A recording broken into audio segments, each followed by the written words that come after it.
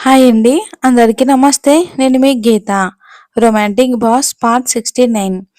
ఇక ఏదో చెప్పేలోపే అది సార్ అని తడబడుతూ, మీరు నాకు ప్రెగ్నెన్సీ టెస్ట్ చేయించారు కదా!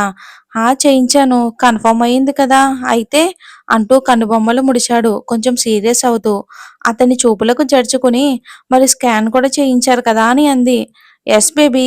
హెల్తీగా ఉందని డాక్టర్ చెప్పారుగా. 9 మంత్స్‌కు సరిపడా ఫుడ్ అండ్ మెడికల్ టెస్ట్‌లు అన్నీ కూడా సజెస్ట్ చేయించాను కదా! అది ఫాలో అవ్వటం లేదా? అని చిన్నగా అరిచాడు. అది కాదు సార్ అని అంది చీర చెంగును నలుపుతూ. What happen? అంటూ అంతలోనే బేస్ వాయిస్ బయటకు వచ్చింది. అది సార్ మీకో విషయం చెప్పలేదు.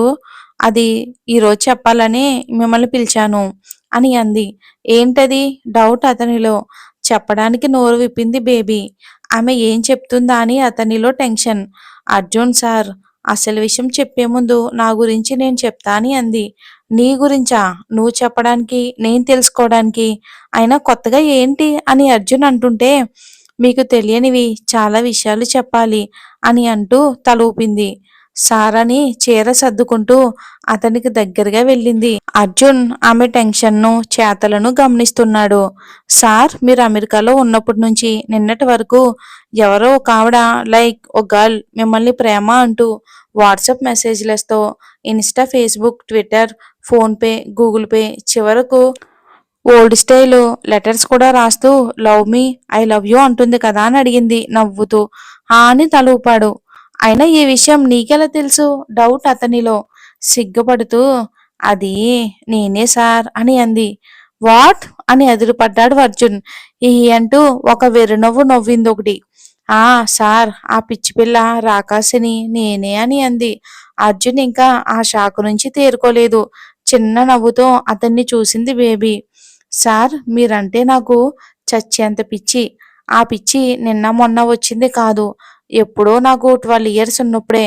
చిన్నప్పుడు నీకు మొగుడు ఎవడో అని అందరూ అంటుంటే నా లైఫ్‌లోకి వచ్చేవాడు మా డాడీ పెదనాన్నలా కాకుండా అందరికీ మంచి చేసేవాడు కావాలని కోరుకునేదాన్ని.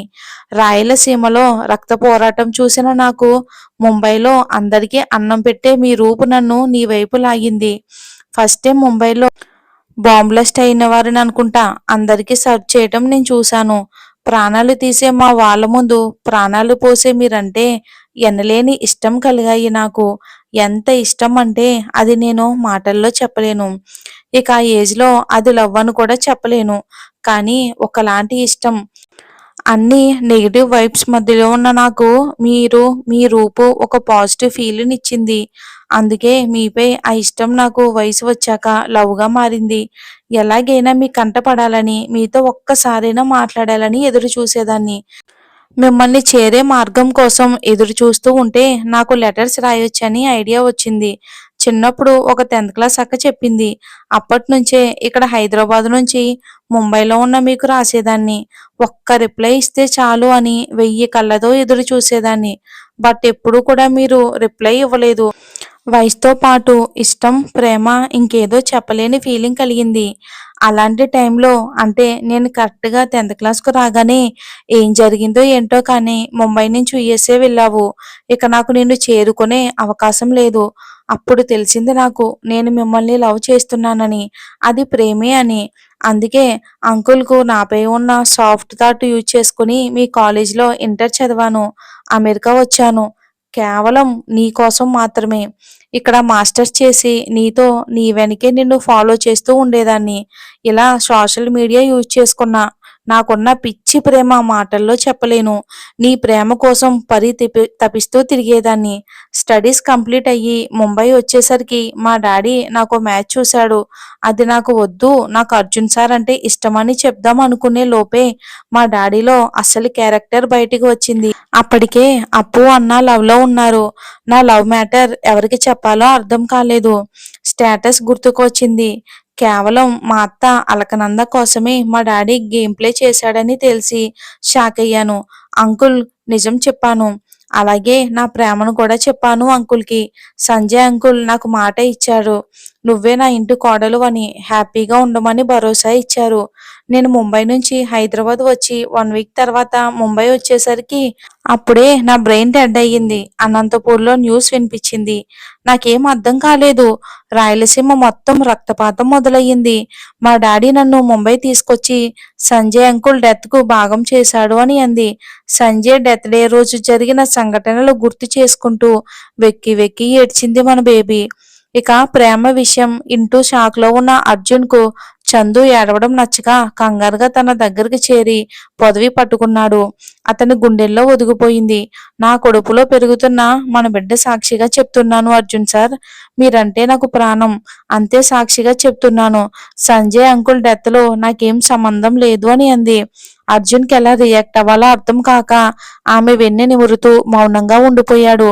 నాకు మీరంటే చాలా ఇష్టం. మీకోసమే ఉదయపూర్‌లో జరిగిన మీ ఫ్రెండ్ యానివర్సరీ ఫంక్షన్‌కి అటెండ్ అయ్యాను. అక్కడింకా ఏదేదో జరిగిపోయింది.